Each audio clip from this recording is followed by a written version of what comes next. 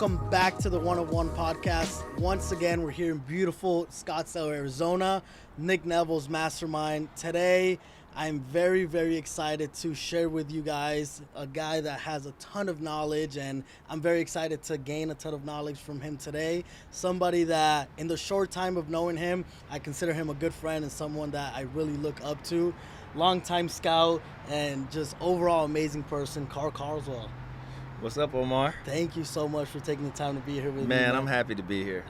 No hesitation from the beginning. The minute I asked, you're all in on it, and that means a lot because you're a guy that, you don't owe anything to me, and, met each other this week, and from the moment we first spoke, giving me a ton of value, and that's something that I'm very grateful for, seriously, man. So thank you.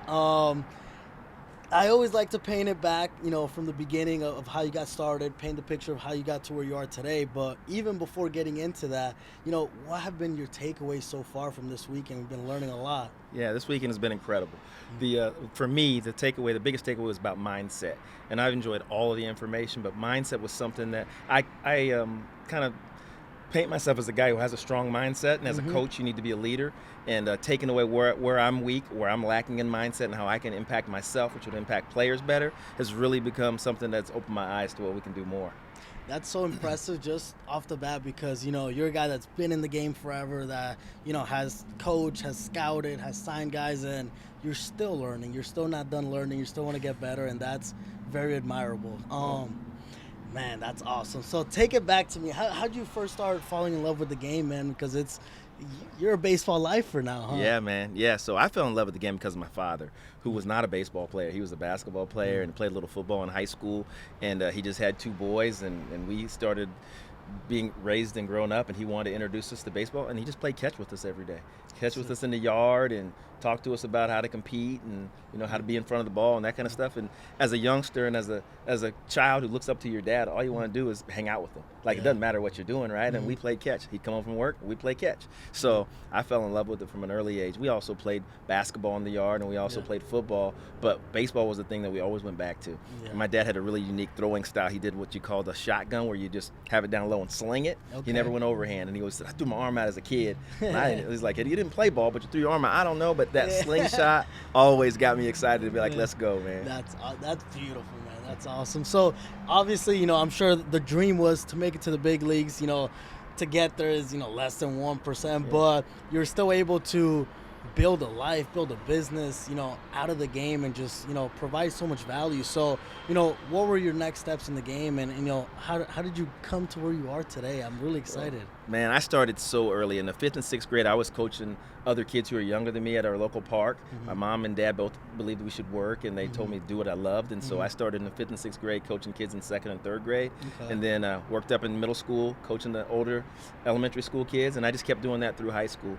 And obviously I went out and played in college, had a good run, was drafted out of high school, so in my area people really believed I knew what I was doing. So whenever I came home, I was able to do lessons and go to ballparks and watch people play, and it was just in my blood. I didn't want to do anything else. And people always said, do what you love, and you'll never work a day in your life. And to be quite honest with you, every day I've done what I've loved has never been work. That's amazing. And obviously, you talk about how, grow up playing football, basketball, all the fun stuff, but getting drafted out of high school like that's a huge accomplishment. At what point did you realize that was a possibility for you, and that was within your realm? Man, the spring of my senior year, going into the summer, people started talking to me about it, and I had no clue. Back then, there wasn't the internet that was kicking. You weren't on your cell phone all the time. I had no idea. So a local scout by the name of Cookie Mitchell was also a guy who was very active in our church community. He would tell me, you got a chance, and you just come play for my team, and you'll be all right. And I did. I went and played for him, and I would sit the bench. I was the youngest player on his college prep team, and I would sit the bench and watch the guys play. And he would take me to different showcases, and really they weren't showcases back then. They were private camps by the different teams, right? And so we would go to those camps, and then every time we'd leave, he'd be like, you did a good job. And I, like, what did I do? I just hit the ball and I ran, right? So at that point, I realized this game at that age was about tools. It wasn't about production, right? And I could run and I could throw, so I was going to get a chance. And so then I realized it was going to be a chance that it happened. But even when I got drafted, it wasn't in the paper. It wasn't anything huge in my local area. A local neighbor called my dad and said, hey, I'm reading the USA Today newspaper, and it says Karl got drafted. Congratulations. And my dad didn't even know. Well, I didn't even know, right? So we went out and got the paper, and I was drafted. Wow, that's amazing. What team were you drafted by? The New York Mets. Wow. And how many years did you spend playing professional baseball? I didn't play one day of professional baseball. I was drafted out of high school, went on to junior college. I just wasn't good enough. There wasn't any money in it for me at the time. And went to junior college, was an All-American, and had a great run. Did not get drafted again. Then I went to my 4 year, went to NC State, loved every minute of it, played out there, and then got a degree and back home to work. The rest is history. Yeah. And work indeed, man, because, you know, even though you didn't play professional, but you've made an impact that, you know, you may not have got into the professional level, but now what you've done has created professional players, and is going to continue to not only create guys that are going to get to the next level, but young men that are being raised with the right values, your son, but all the other guys that you've been able to impact over the years. That's value right there, and that's very significant. So at what age did you, start shifting into the scouting world and into working in baseball? So because the background of my parents being educators, it became obvious to me I knew how to educate other people, right? And I didn't want to do it through the books. I wanted to do it through the field. Yeah. And so that impact was allowing me to give people the opportunity to learn life lessons on the field. And I figured out right after college I wanted to get into coaching, and that's when showcase teams had just started.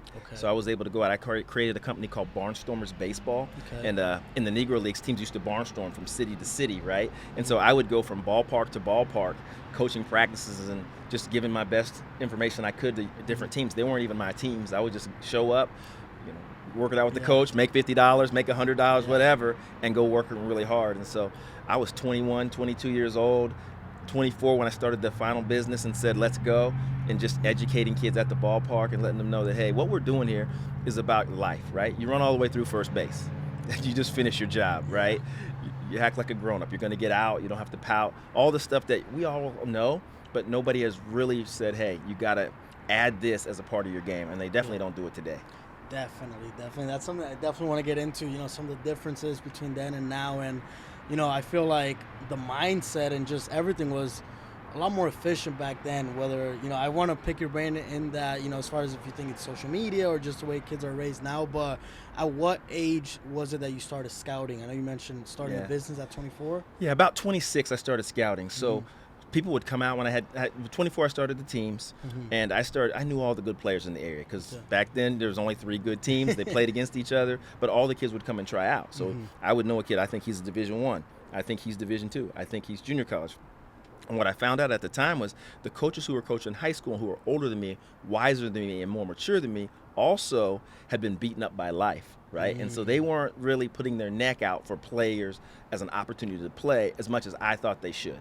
They probably thought I was young and wet behind the ears and naive and trying too hard to help kids, and I thought they were old and kind of slow to help the kids, right? So I just started using my resources to help kids, just saying, hey, this is where I think you can play. I think this guy's a good player. Scouts started recognizing I knew what players were. Not that I knew how to rate them yet, but I knew what players were. And then they just asked me, and a guy by the name of Omar, or not Omar, not Omar. This is Omar, right? But it gave me a job, right? And just said, hey, come work with me with the Rays.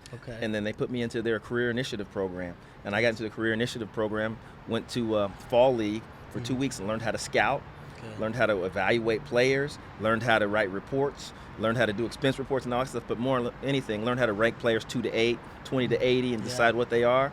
And then it was off and running. I would get a new job every couple of years, and I never wanted to leave my academy, so I never took off and took over a full territory and went all over the country, but I had my area locked down, and I'd worked as many as 7, 8 states, but I really would keep it close to Kansas City. That's phenomenal. Now, obviously, before sidetracking, you mentioned the 20 to 80 scale, and obviously that's the universal language of scouting.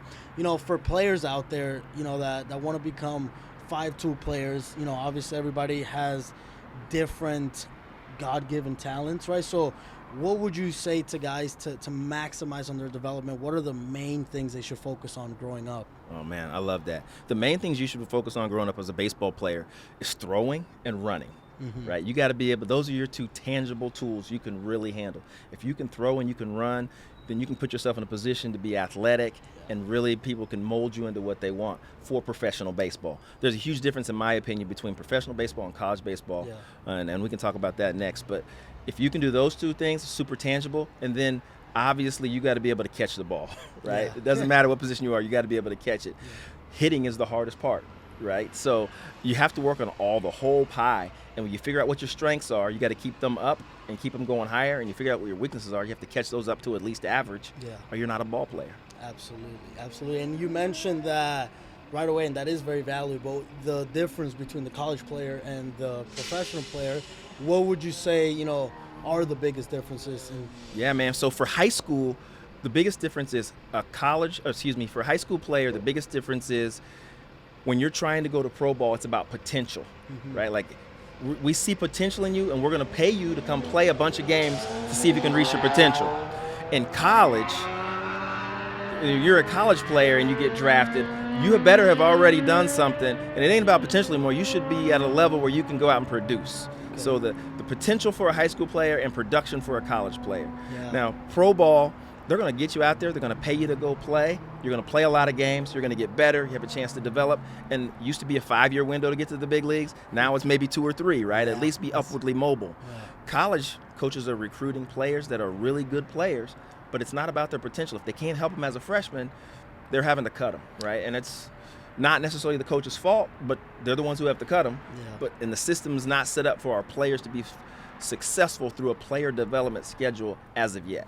Yeah, and especially in today's day and age where with the transfer portal and everything going on, stuff that I definitely want to talk about, that coach has got to win now. It's become business at the end of the day, so it's not so much about the potential. It's what can you do for me right now? That's right. So that difference is definitely something that maybe a lot of players don't understand it, right? Because when you're playing the game, you're just so focused on getting better and looking at the big picture, but you got to recognize those things early, and that can, mold the way that you go about your business and look at the big picture the right way. So, obviously over the years, you've coached a lot of guys, you've made a ton of impact. What would you say have been the biggest changes you've seen in amateur baseball from when you first started to now? This is a tough one, but it's not that tough. It's tough to say, but it's not tough to identify. The biggest change I've seen in amateur baseball is the lack of support from the family. And I don't mean that the players aren't getting support. Parents are paying more money than ever, right? But they're not paying money for the development of a person. They're paying money for playing time, right? Yes. And so the players aren't learning anything except for if they don't play, the coach sucks. Yeah. Right. And what we need to be learning is, hey, you're going to practice to get better. You're developing as a player. Your skills are at this level in each area, and you have to get each one of them better. And it takes time, and it's an investment over time to become the best player you can become. But they're not learning that at all, right? So parents have failed the kids, and so have us coaches, right? Because the coaches, I used to work together with parents when I was a coach, right? Yeah. Not because I was any better than anybody, but that was how the community worked.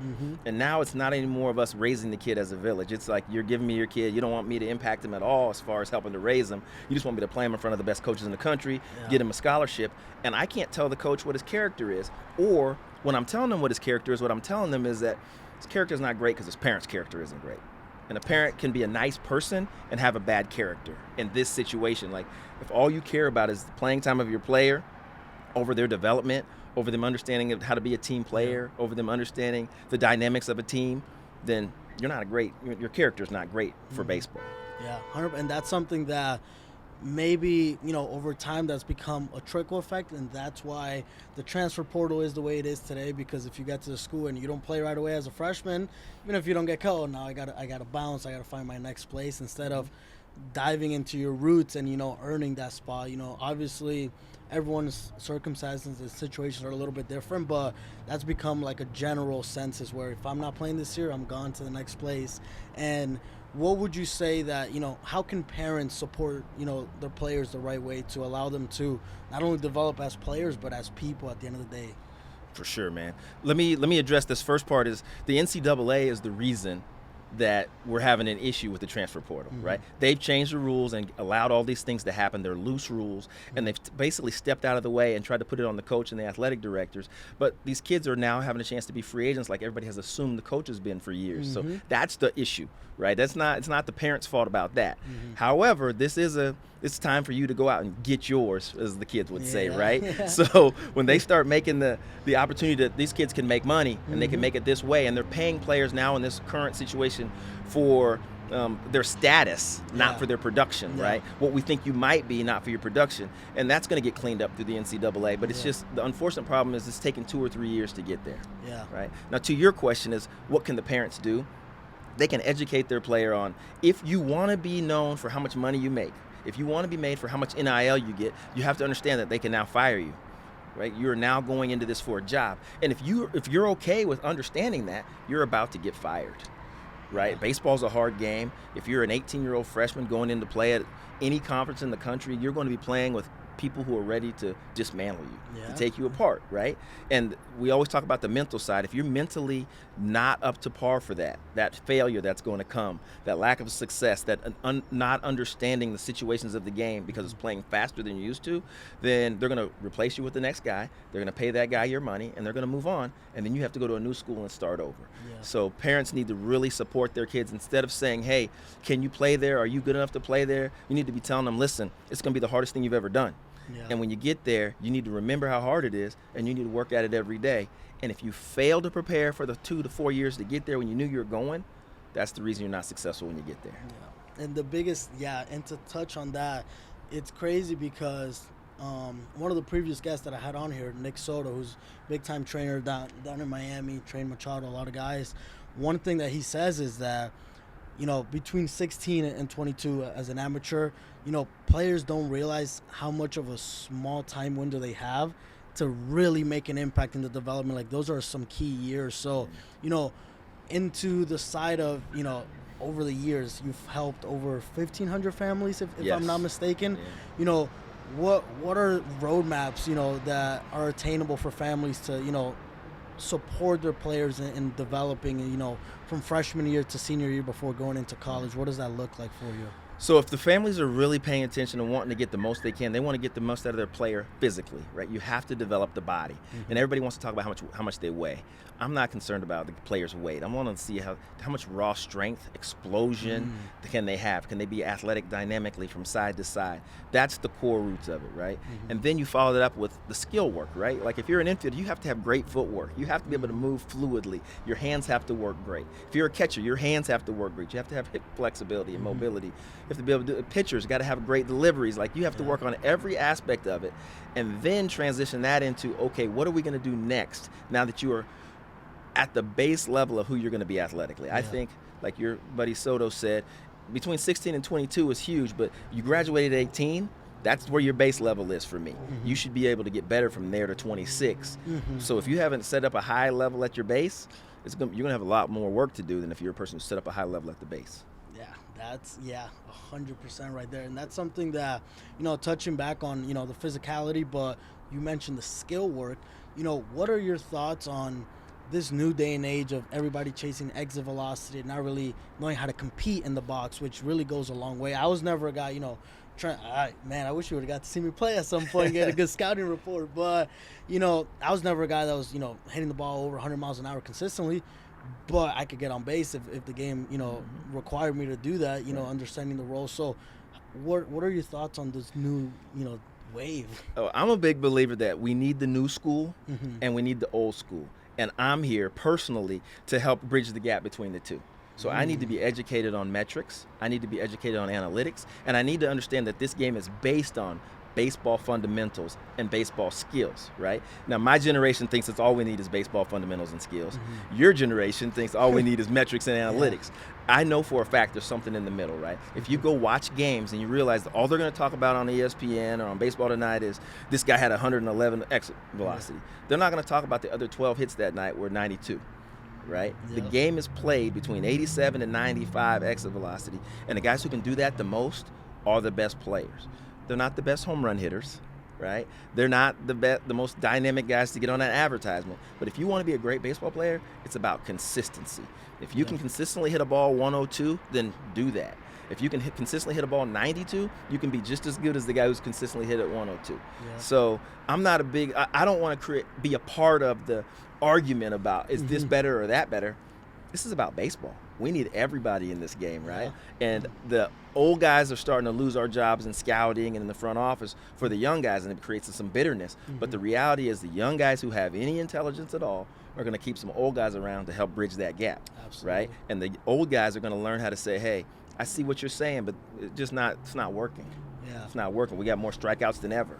I think, it's funny about that. I think that it's very evident if you pay close attention to which organizations do the best job of keeping that fine tune. And, for example, the Dodgers are one that, come out to mind, that their player development is top notch. So, what do you feel like is needed to bridge that gap? You feel like keeping the old school scouts around? Is it, having them educate the younger guys? What do you feel is the answer to that? Because it's definitely something that, man, it needs fixing. Yeah, for sure. The answer to that is leadership, right? The leaders have to value analytics and metrics. They have to value the old school, where the games come from, and they have to come into the community, the office, the organization, and say, hey, the old school is just as valuable as the new school, and we're going to figure out how to make this work. And the way you do that is by making systems. You put systems in place that say, hey, this is what we're looking for. This is what it looks like. And if we do that with the scouting department, then we say we have the same system. We know what we're looking for with players. Then we move those guys into player development. We have the same system. We know what we're looking for, how we're going to match this up. And then that moves up A-ball, AA, AAA to the big leagues. Now, that's easier said than done. But that's where it needs to be happening. I think you need an old school guy at every level, right? You need somebody to say, hey, how about just hit it? How about just hit it, man? Compete. Right. Just compete. Just put your nose in there. You know what he's throwing. We got the scouting report, right? We got the percentage charts. Play ball. But there's not enough ball playing being done at the younger ages.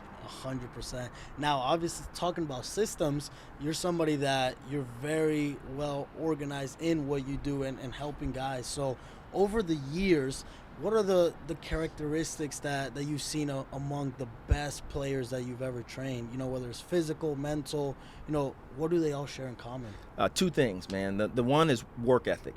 They're relentless in their work ethic. And the second thing is the best players that I've worked with are very calm in their mentality. They're not concerned about failure versus success. They get a hit, they're like, all right, great job, right? They strike out, you know what? But they're always figuring out, what do I need to do to get better? If I hit a double, I can still do this better, right? That was a side spin double. I need a backspin double. Yeah. If I strike out, well, I missed strike one. The issue isn't the umpire missed the call on strike three. The issue is I missed strike one. Accountability has been so big for my best players. That's phenomenal. And accountability is something that it has to start at a young age, because I feel like, you get a 23-year-old in pro ball that you try to teach him accountability, then he's never been taught that before. That's a recipe for failure, and that's just not going to click at that point. And, I never got to play professional baseball. I've got an opportunity to hang around, a lot of big guys, and I'm a firm believer that the higher level you go, the skill level is the same, but this right here is what separates guys. So, holding guys accountable is something that I know you're definitely good at. Your guys, I've seen the videos, I've heard you speak, that they have a respect for you, right? Because everything that you give them is for a reason, right? It's not about you, it's about them and you getting them to see the bigger picture. So, talk to me a little bit more about your business and what is it exactly that you do right now for players? So currently I'm a hitting coach. I've been with my company, Damage Hitter, for over 10 years now. I work with about 80 hitters a week, and we put together a very dynamic hitting plan for each hitter, make sure they're in the best positions to hit, and we start with the basic fundamentals of hitting, and we work that up to them being as advanced as they can possibly be. And I tell people all the time that the most advanced hitters in the world do the basic fundamentals better than everybody else in the world. They're not doing some extra special technique or skill that you don't know about. They're just doing what you do way better. Yeah, and consistently, that's awesome right there. So you work with about 80 hitters a week in person. If there's athletes that are not near Kansas where you are, do you have access for guys to work with you as well? I do. Thank you for asking that. I have a remote program, which my in-person hitters work with as well. I call it daily hitting, where I program their schedule on an app, make sure it's fed to them. They get either bi-weekly or monthly schedule, and then access to trade videos back and forth with me so I can talk to them through their videos, what they need to do, and keep them going in the right direction. That's all. And where can guys find them? Because that's something that, man, obviously you're in Kansas, but, if I'm a kid in Wyoming and I don't have access to, a long-time scout, guys that's guy that's been in the game for 30 years, you know, that's so valuable that with the power of remote training, now guys have access to that. That's something that I wish I had when I was growing up. I came over from the Dominican Republic, you know, to this country, and my parents, you know, they did everything for me to get me here, but they didn't know much about resources and where to go. And that's something that changes lives. So where can guys find that? So you can find me at Damage Hitter on Instagram, YouTube, and on Facebook. Now, we're going to plug that in there right there. Go. Do you have some sort of community where guys can ask you questions or anything like that? Or they can just DM me on Instagram, or they can call me, 913-GET-HITS.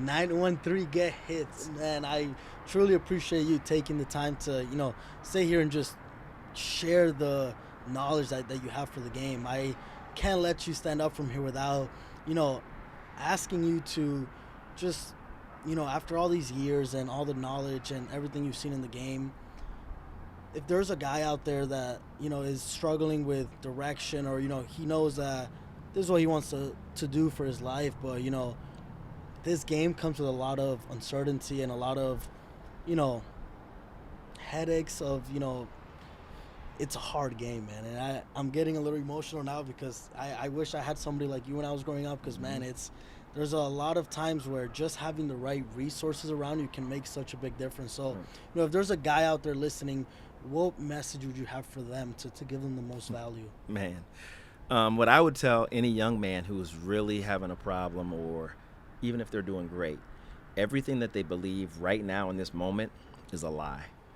If they believe they're the best player ranked number 1 in USSSA, or number 1 in perfect game, or number 1 in PBR, that's a lie, right? If they believe they're the worst player, that's a lie in this moment. They always should be working to get better and develop, knowing that everybody in the country is trying to take their spot. And if they're constantly developing and they're constantly in their own mind saying, hey, I was good today, but I can be better. Hey, I had a bad day today, I'm going to be better.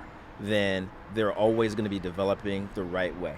The guys who are struggling the most are the guys who believe they suck today and they're never going to get there. They don't know if they can get there if it's not working fast enough.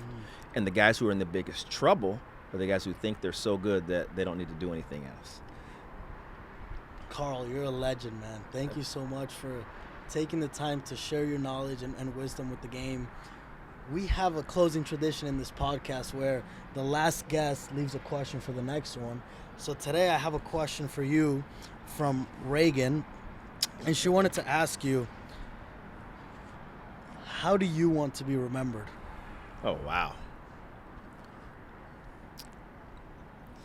As a person who took the time to learn enough from people to teach them in the way they needed to be taught. You're a legend, brother. I appreciate you so much for taking the time, man. I gained so much knowledge from this, and I know everyone watching out there is going to get a ton of value from it. Go to Damage Hitter. Go to Damage Hitter and go get a ton of value from this guy. He took years and years and years to build what he's got up to this point, and he's ready to share it all and give back value to you all. So make sure you check out Damage Hitter, and let's get to work. Yes, sir. You are the Appreciate man. you, bro.